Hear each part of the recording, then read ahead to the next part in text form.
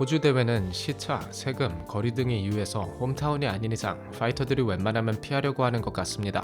그래서 그런지 보통 메인카드 외에는 대진이 조금 부족한 느낌이 들죠. 경기는 이미 1차전에서 기량 차이가 많이 나면서 페더급 최고를 가린다기보단 볼카노프스키의 레거시에 더 무게가 실리는 것 같습니다. 디에고 로페스는 어떻게 보면 핀블렛의 최고점이 이런 모습이 아닐까 싶을 정도로 테크닉적인 완성도보단 화력과 맷집, 또 심장으로 싸우는 스타일이기 때문에 보는 재미는 있어도 압도적으로 강하다는 인상을 주는 선수는 아닙니다. 하지만 그렇다고 해서 절대 이길 수 없다 정도까지는 아닌 것 같고, 랭킹을 보면 몹사르와 머피가, 야이르는 대체 어디 간지를 모르겠고, 스털링도 이제 경쟁이 점점 힘들어지는 과정에 있는 것 같기 때문에 재앙 실바가 빨리 5위권 안으로 진입을 할 수 있다면 더 치열한 페더급이 될 것 같습니다.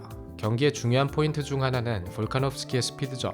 나이가 있기 때문에 볼카노프스키와 같이 인앤아웃이 강점인 선수가 내구력과 반응 속도가 떨어졌을 경우 많은 영향을 받을 수밖에 없습니다. 하지만 테크닉과 스피드에서 압도적으로 수준 차이가 났을 뿐만 아니라 기량이 눈에 띄게 떨어졌다는 느낌을 크게 받지는 못했던 만큼 한 방 걸렸을 경우 위기를 넘길 수 있느냐가 중요한 것 같습니다.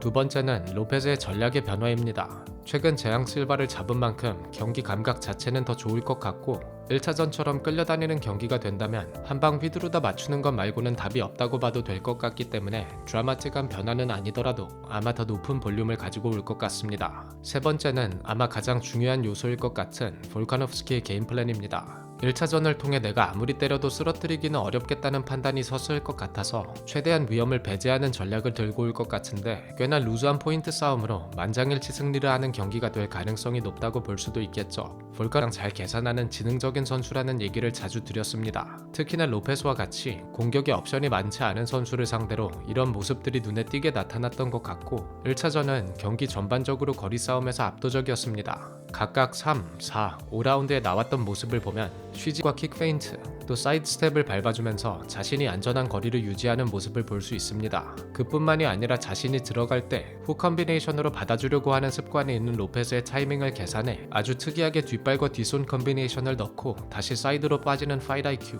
경기가 3분 남은 시점 로페즈의 뒷손을 허용하자 망설이지 않고 클린치로 잡아버리는 냉정함. 경기가 끝나기 직전까지 옥타곤의 거리를 확인하는 계산적인 움직임을 보면 GSP와는 다른 의미로 가장 격투 지능이 높은 선수 중 하나라고 할 수 있을 것 같습니다. 로페즈가 답답함에 도발을 꽤나 해봤지만 전혀 먹히지 않았고 자신의 페이스를 끝까지 유지했죠. 볼카노프스키를 잡기 어려운 이유는 이미 많은 분들이 아시다시피 가만히 있지를 않기 때문입니다.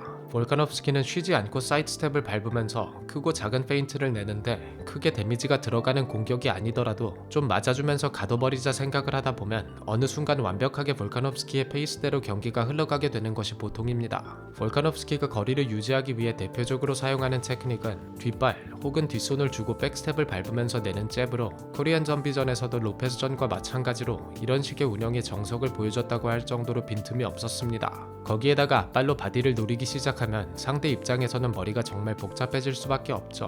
1차전에서 로페즈의 가장 큰 문제는 2라운드부터 페인트에 하나하나 반응을 하기 시작하면서 타격 허용을 너무 많이 했다는 겁니다. 어느 시점에서는 뒷발 프런트킥에까지 반응을 하면서 잽을 허용하는 장면이 나올 정도였는데, 심지어 머리 움직임이 많은 스타일도 아니기 때문에 볼카노프스키가 타이밍을 빠르게 당겨서 낸 뒷손 오버핸드, 또 이후에 바로 빠지면서 따라 나오는 레프트 훅을 굉장히 많이 허용했습니다.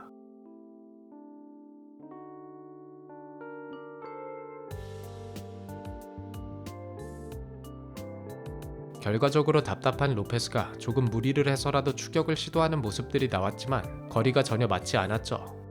옥타곤 중앙에서 서로 거리가 있을 때 이렇게 정직한 타이밍에 힘을 잔뜩 실어서 내는 뒷손은 웬만하면이 아니라 거의 맞추기 불가능하다고 보시면 될 것 같습니다. 어째서 이런 결과가 나왔는지 생각을 해보면 로페즈의 너무 신중한 경기 운영에 영향이 있지 않았을까 합니다. 디에고 로페즈의 스타일 자체가 상대가 들어왔을 때 훅 컨비네이션으로 받아주는 능력이 가장 큰 강점이기 때문에 오르테가전도 오르테가에게 상성이 너무 좋지 않다는 말씀을 드렸었는데, 볼카노프스키를 상대로 이런 식으로 잡아놓고 치려고 하거나 기다리는 게임을 해서는 이기기가 정말 쉽지 않습니다. 토프리아와 같은 경우 맞더라도 킥과 압박을 통해 볼카노프스키를 결과적으로 가둬줄 수 있었고, 가뒀을 때 빠르게 타이밍을 가져올 수 있었기 때문이지, 거리 싸움 자체만 놓고 본다면 1라운드에 토프리아가 꽤나 고전을 했습니다. 1차전을 분석하면서 무조건 레그킥을 하나 내면서 시작했으면 좋겠다고 말씀을 드렸었는데 전반적으로 로페스의 킥의 활용이 너무 적었습니다. 커팅을 조금 더 효율적으로 하기 위해선 옥타곤 중앙에서는 아웃사이드로, 또 볼카nov스키가 돌아서 빠져줄 때는 바디킥을 더 적극적으로 차주는 것이 어떨까 합니다. 또 볼카nov스키나 아데사냐와 같이 테크니컬한 스트라이커들은 케이지 사이드에서 스위치를 하면서 페이스를 죽이고 반대 방향으로 빠져나가려고 하는 습관이 있죠. 스위치를 하고 난 후에는 상대가 들어오지 못하도록 잠시 움직임이 멈추는 순간이 나오는데, 이럴 경우에도 역시 마찬가지로 칩킥을 통해 직선으로 밀어주는 방법도 괜찮을 것 같습니다. 어차피 전반적인 볼륨으로는 볼카nov스키를 따라가기 어려울 것 같고 내구력과 화력에서 로페스의 강점이 있기 때문에 3번에 한 번이라도 킥을 내주는 게 가장 중요하다고 생각합니다. 1차전에서 제가 생각하기에 MMA에서 나올 수 있는 가장 이상적인 흐름이 나왔다고 생각하는 장면이 있는데, 2라운드 볼카nov스키의 움직임을 보면 인사이드 킥, 잽, 뒷손으로 시작하는 컨비네이션, 타이밍 태클, 농구로 치면 인사이드에서 아웃사이드로 다시 인사이드로 들어오는 것과 비슷하게 흐름이 너무나 좋죠. 결과적으로 디에고 로페스가 킥을 통해 페이스를 리드하려는 노력 없이 1차전과 마찬가지로 침착하게 기다리기 시작한다면 이런 장면이 다시 나올 확률이 많다고 생각합니다. 서로의 그래플링 싸움을 보면 1차전에서는 볼카nov스키의 태클 시도가 꽤나 많았습니다. 테이크다운 시도는 11번에 한 번 성공을 했는데, 아마도 2차전에서는 볼카nov스키가 컨트롤 시간을 더 가져가려는 시도, 또 테이크다운을 끝까지 성공시키려는 시도가 많을 것 같습니다. 여기서 재밌는 점은 볼카nov스키의 태클 타이밍도 괜찮았고 시도 자체도 많았지만 로페스의 전반적인 디펜스 역시 아주 좋았다. 또 볼카nov스키가 다양한 테이크다운 시도를 했지만 웬만하면 다 막을 수 있었다 인 것 같습니다. 1차전보다 볼카nov스키가 상위 포지션을 점유하는 시간이 더 많아질 것 같긴 한데, 이 점에 관해서는 로페스가 어퍼 셋업을 통해 가까이 붙으려는 볼카nov스키의 시도 자체를 어렵게 만들어주는 것이 좋을 것 같습니다. 할로웨이전에서 어퍼에 걸리기도 했고 단신이기 때문에 로페스가 충분히 공략을 해줄 수 있는 부분인 것 같습니다. 지금 보시는 장면이 경기 중에 로페스의 풀카운터가 깔끔하게 들어갔던 유일한 장면이라고 봐도 좋을 것 같은데, 그 이후로는 더 조심스러운 운영을 했고 3라운드에도 눈에 펀치가 맞긴 했지만 이후로 정타가 나오지는 않았습니다.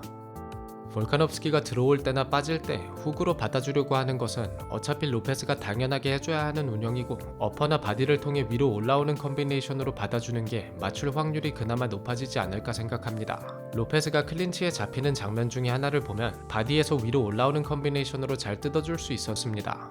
이렇게 길게 얘기를 했지만 아무리 봐도 볼카nov스키에게 유리한 경기이고, 볼카nov스키가 승리를 한다면 아주 전형적인 포인트 싸움, 그라인딩과 컨트롤을 하는 양상이 될 것 같습니다.